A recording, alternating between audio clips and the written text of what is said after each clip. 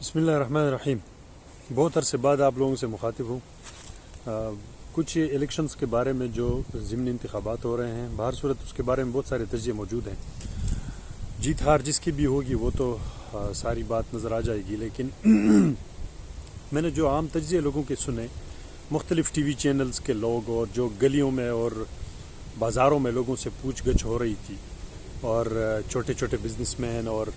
جو عام دیہڑی دار اور مختلف لوگ ہیں، ان کی باتیں سن کر تو بڑی خوشی ہوئی، کیونکہ آج میں نے کسی سے یہ نہیں سنا کہ وہ چاہتے ہیں کہ وہ کسی اپنے رشتہ دار کی وجہ سے کسی کو ووٹ دیتا ہے، یا پھر وہ کسی پارٹی کو ووٹ اس لیے دے رہا ہے کہ انہوں نے سڑک پکی کی ہے، یا پھر ان کو کسی نے ٹرانسفارمر لگایا ہوا ہے، یا جو بھی پانی کی وہ نلی ٹوٹی لگائی ہوئی ہے۔ نہیں، بہت سارے عام لوگوں کے جو زیادہ تر غیر یعنی تعلیم یافتہ لوگ ہیں اور عام گلی کوچے کے لوگ ہیں، ان کی باتیں سن کر تو بڑی خوشی ہوئی۔ وہ یہ کہہ رہے ہیں کہ وہی عمران خان ہے، ایک ہی بیانیہ ہے، اور وہ ہے حقیقی آزادی۔ حقیقی آزادی اس میں دو قسم کی آزادی ہے، جس پہ بات لوگوں نے مختلف اینگل سے کی ہے۔ اس کو تھوڑا مختصر کر کے آپ لوگوں کو بتانا چاہتا ہوں۔ ایک وہ فارن پالیسی کی جو آزادی کی بات کر رہے ہیں، وہ یہ ہے کہ پاکستان اپنا خود مختار اور آزاد پالیسی جو ہے نا اس کے اوپر گامزن ہو، جس طرح عمران خان نے 3 سال میں کوشش کی تھی۔ بہر صورت اتنا جلدی پاکستان خود مختاری اور آزاد فیصلے تو نہیں کر پائیں گے، لیکن انہوں نے کوشش کی تھی، اور اس کے لیے سب سے بڑی ضروری بات یہ ہے کہ آپ اقتصادی طور پر مضبوط ہو، کہ آپ جا کے کسی کے سامنے جو ہے نا وہ جولی نہ پھیلائیں، تب آپ ایک آزاد اور خارجہ پالیسی بنا سکتے ہیں، اور اس کے لیے معیشت اور ملک کی ترقی وہ بہت ضروری ہے۔ تو دوسری بات جو لوگ کرتے ہیں وہ یہ ہے کہ اور اس کو ہم نے دیکھا کہ عمران خان نے کس طریقے سے وہ مقدمہ لڑا فارن دنیا میں۔ تو دوسری بات یہ ہے کہ لوگ اندرونی آزادی کی بات کرتے ہیں، حقیقی آزادی۔ ہم سب کو پتہ ہے کہ سٹیک ہولڈرز کون ہیں، ملک کو کون چلاتے ہیں، ملک کس کے ہاتھ میں ہوتے ہیں، وہ سب ہمیں پتہ ہے، اور آپ سب کو پتہ ہے۔ اب تو بات ساری کھل کے سامنے آ چکی ہے، اور ان کو بھی پتہ ہے، ہم کو بھی پتہ ہے، سب کو پتہ ہے۔ تو اس چیزوں میں جو دخل اندازی ہوتی رہتی ہے، اور کسی ورلڈ پراکسیز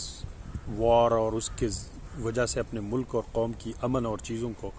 جو ہے نا داؤ پہ لگا کر کچھ وقتی فائدے کی طرف جو دیکھتے ہیں، اور اس کی وجہ سے پاکستان کی اندرونی سیاست میں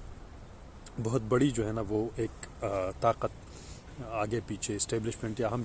آپ سب کو پتہ ہے جس کو ہم کہتے ہیں، تو ان کے ملک کے اندرونی فیصلوں پر اور سیاست پر جو اثر انداز ہونے کا جو وتیرہ ہے 70 سال سے، اس سے آزادی کی لوگ بات کر رہے ہیں، اور یہ ایک بہت بڑی تبدیلی ہے کہ پاکستانی عوام آج اس کی بات کرتے ہیں۔ لوگ ایز اے سیکیورٹی اپنے کسی ادارے کے خلاف بات نہیں کرتے۔ ہاں، لوگوں ان سیاسی اور ملک کے اندرونی جو عوامی آواز کے اوپر اثر انداز ہونے کی جو بات ہے، اس سے آزادی کی بات کرتے ہیں۔ تو یہ ایک خوشائن بات ہے جس کے لیے پاکستانی قوم آج کڑی ہو چکی ہے۔ تو آج یہ جو الیکشن ہو رہا ہے، یہ کسی ممبر کینڈیڈیٹ یا کسی کی عالم ہونا یا وہ ہے، اس کے لیے نہیں ہے، بلکہ ایک حقیقی آزادی اور جو ہے نا ملک اس کے اوپر لوگ بات کرتے ہیں، اور اسی کی وجہ سے لوگ ووٹ کرنے نکل چکے ہیں، اور ابھی تک تو نتیجہ آنے بھی شروع ہو چکے ہوں گے۔ تو سب سے خوشائن بات تو یہی ہے۔ دوسری بات یہ ہے کہ جو شعور پیدا ہوا عوام میں، اس میں عمران خان کا کلیدی کردار ہے۔ ہر دور میں کسی نے کچھ کوشش کی ہوگی، لیکن ایک کلیدی کردار جس نے بڑے احتیاط سے کام چلایا، نہ کسی کو ٹارگٹ کیا، نہ کسی ادارے کو ٹارگٹ کیا، نہ کسی اس کو، لیکن ایک طریقے سے بڑے احتیاط اور بڑے منظم طریقے سے، اور بڑے ایک مطلب بڑے قابل لائق سوچ اور فکر کے ساتھ قوم کو جو ہے نا وہ شعور ان کو دے دیا۔ تو یہ اس میں اس کے جو کلیدی کردار ہے وہ یہ ہے۔ تو اس لیے یہ اچھی بات ہے۔ کسی بھی ملک اور قوم کی ترقی اور ریاست تب کرتی ہے جہاں پہ عوام کی آواز کی حقیقی معنی میں اس کی ویلیو ہو، اور اس کا ایک جو ہے نا اس کو گنا جاتا ہو۔ وہ لوگ بہت باتیں کرتے ہیں، مردان میں عالم دین ہے مولانا قاسم صاحب، اور ان کی عمران خان نے بھی تعریف کی۔ مجھے افسوس اس بات کی ہے کہ اس عالم صاحب کی میں نے ایک ویڈیو دیکھی ہے. اس ویڈیو میں وہ کہہ رہے ہیں کہ عمران خان کے فتنے کے خلاف ہم نے اٹھنا ہے. اب سوال یہ پیدا ہوتا ہے کہ الیکشن تو ہو جائے گا، جیت جائے گا، ہار جائے گا، وہ الگ بات ہے، لیکن یہ جو مذہبی کارڈ استعمال ہوتا ہے اس ملک کے اندر، یا قومی رنگ نسل کے اوپر، زبان کے اوپر جو کارڈ استعمال ہوتا ہے، اس سے کب ہم آزادی لیں گے؟ یا پھر یہ وہی ہاتھ ہیں یا یہ وہی ہتھ کنڈے ہیں جو اسٹیبلشمنٹ کو مختلف طریقے سے اور مختلف حالات میں یوز کر کے تو اپنے مقاصد سیاسی طور پر گین کر لیتے ہیں. اس لیے میں پاکستانی عوام اور پاکستانی قوم کو صرف ایک بات کہنا چاہتا ہوں کہ اب وقت آ گیا ہے کہ آپ لوگ ان چیزوں کا حساب لیں، اور خاص طور پر ابھی جو جمعیت علماء اسلام کا جو دوسرا گروپ ہے، مولانا شیرانی اور مولانا گل نصیب خان اور دوسرے اعزاز الملک، تو یہ جو ہے نا ان عالموں کو ایک کمیٹی تشکیل دینی چاہیے، اور وہ بڑے عزت اور احترام کے ساتھ مولانا قاسم کے پاس چلے جائیں اور اس پہ ایک وفد بٹایا جائے عالمی، اور اس میں یہ بات کلیئر کرے کہ کس وجہ سے وہ عمران خان کو فتنہ قرار دے رہے ہیں. فتنے کے 2-3 قسمیں ہو سکتی ہیں، لیکن جو عالم کے منہ سے فتنہ الفاظ، اس کا مطلب یہ ہوتا ہے کہ ایک بندہ یا تو مذہب کے خلاف ہو، یا قرآن حدیث کے خلاف ہو، یا مذہبی کسی بھی سوچ کے خلاف ہو، تو اس کو فتنہ کہا جاتا ہے. یا اس نے کوئی اپنا علم بلند کیا ہو جس میں کوئی نیا مذہب ہو یا کوئی نیا طریقہ ہو یا مذہب کے اندر ہو، اس کو فتنہ کہا جاتا ہے. ہر دور میں ہوا تھا، ابوبکر صدیق کے دور میں اور دوسرے خلفائے راشدین کے ادوار میں یہ باتیں سامنے آتی رہی ہیں. تو یہ ایک ہمبل ریکویسٹ ہے، اور عزت مآب محترم مولانا قاسم صاحب بھی اس بات کی تشریح کرے کہ کون سے وہ چیزیں ہیں، کون سے وہ عناصر ہیں جس کے بنیاد پر آپ ایک مسلمان کو فتنہ کہتے ہیں. اور ہم تو اس حدیث کو مانتے ہیں کہ پیغمبر صلی اللہ علیہ وسلم فرماتے ہیں کہ اگر کوئی بندہ کسی کے اوپر یہ فتویٰ لگاتا ہے کہ یہ کافر ہو گیا ہے، تو 2 باتیں ہو سکتی ہیں. یا تو وہ بندہ حقیقت میں کافر ہوگا، اس کے لیے مختلف آپ نے شواہد اور چیزیں اکٹھے کر کے کہنا ہے، اور اس میں سب سے بڑی بات یہ ہوگی کہ وہ بندہ منہ سے بولے گا وہ کہ میں اس اسلام یا دین کے خلاف ہوں یا خارج ہوں، نعوذ باللہ. تو یہ چیز انہوں نے تسلیم کرنا ہوگا.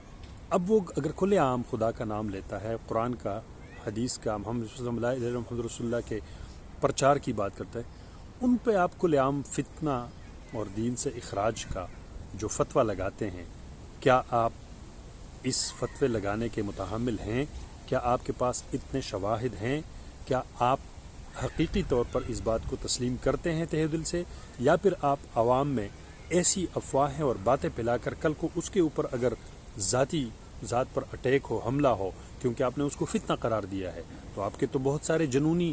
اور جو ہے نا وہ فالورز ہو سکتے ہیں،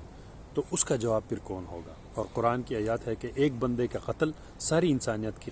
قتل ہے. تو کیا مولانا قاسم صاحب آپ اس انسانیت کے قاتل بننے والے ہیں، یا پھر آپ کو صحیح معنوں میں، حقیقی معنوں میں پتہ ہے کہ عمران خان فتنہ ہے؟ اس چیز کو ثابت کریں تو ہم بھی اس چیز کو مانیں گے اور اس کو اس فتنے کی وجہ سے رد کر کے اس کا جو ہے نا سپورٹ کرنا چھوڑ دیں گے. تو خدا را اس چیز کو کلیئر کریں، اور اگر ایسا نہیں ہے تو قوم و ملک کے اندر، انسانوں کے اندر فتنہ ڈالنے کا یہ ایک آپ جو کردار ادا کر رہے ہیں، یہ تو پھر اس طرح لگے گا، پھر تو یہ فتنہ ہے کہ آپ عوام میں نفرت پھیلا کر اور جو ہے نا خون خرابی اور ملک کے اندر انتشار پھیلانے کا ذریعہ بن سکتے ہیں. تو قرآن حدیث قدسی ہے کہ قیامت کے دن 5 بندے جو جہنم میں جائیں گے، اس سے سب سے پہلا وہ عالم ہوگا جو اپنے منصب اور منبر کو پیغمبر صلی اللہ علیہ وسلم کے جانشین ہوتے ہوئے اس کو اپنے ذاتی مفادات کے لیے مذہب کو استعمال کرے، تو وہ سب سے پہلے بندہ ہوگا جو جہنم کی طرف جائے گا. ایک شہید ہے جو وہ اپنے آپ کو مطلب اس لیے شہادت کے لیے جاتا ہے کہ لوگ کہے کہ کتنا اچھا بندہ ہے. بہت سارے سخی ہیں اور دوسرے، لیکن ہماری ہمبل ریکویسٹ ہے، عزت کے ساتھ ریکویسٹ ہے، اور میں اس پاکستان کے علماء سے ریکویسٹ کرتا ہوں کہ وہ ضرور ایک کمیٹی تشکیل دے اور جا کے مولانا قاسم صاحب سے وہ سارے شواہد اکٹھا کرے جس کی بنیاد پر وہ عمران خان کو فتنہ قرار دے رہے ہیں. تو اس وجہ سے اس ملک کو یا تو فتنے سے پاک کیا جائے گا، یا پھر ان اس سوچ کو جو فتنہ پیدا کرتی ہے اس کو ہمیشہ کے لیے اس کے خلاف ایک مذہبی، ایک جینون، ایک قانونی جو ہے نا دائرہ کار اختیار کر کے اس کے خلاف فتویٰ صادر ہو، اس کے خلاف قانون ہو کہ کوئی اس طرح جو ہے نا مذہب کے کارڈ کو کسی کے خلاف سیاست میں یا اپنے ذاتی فائدے کے لیے استعمال نہ کرے۔ تو اس چیز پہ میں یہ بات ختم کرتا ہوں۔ اپنا خیال رکھیے گا۔ اللہ حافظ۔